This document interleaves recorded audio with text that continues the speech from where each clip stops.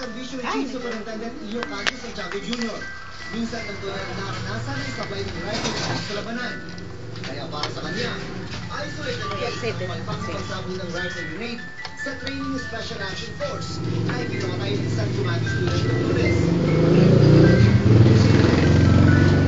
Ang position niya is malayo ba siya sa pagmutok eh. Yung pinakamalapit sa pagmutok, yung pagmutok mismo.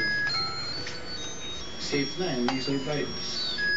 Ganoon pa man, dahan-dahan na mag-face out na sa kanilang arsenal ang grenade rifle kapalit ng mas mahal na grenade launcher. Bahagi raw ito ng capability upgrade ng SAC. Hindi na bago ang mga kwento ng palpak na kagamitan. Hunyo nung nakaraang taon, mga palyadong mortar ang problema ng Marines sa enkwentro sa Tibu-Tibu Basilan.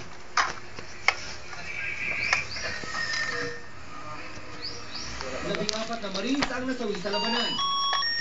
Sa harap ng media, nag-test fire ang AFP ng mortar mula sa kanilang inventaryo. Ilang araw mula nang mangyari ang ambush.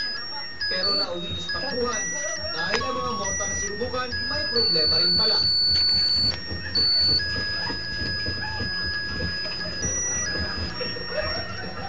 Mahigit isang taon nang lumipas, marami na raw nagbago. May mga bagong pininarong ng mga mortar ang Marines kasabay ng bago nilang uniforme. Hindi na sayang yung pagpupwis ng buhay ng ating mga kasama, kundi ito ay naging inspirasyon.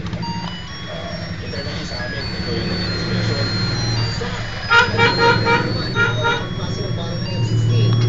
Pero nagprotect daw ang reklamo. Hindi man magkakailang may mga aksyon sa mga problema. Kaya lang minsan, buhay ng tao nagiging kapalit ng pagbabago. Fundasyon na matuto, 24 oras.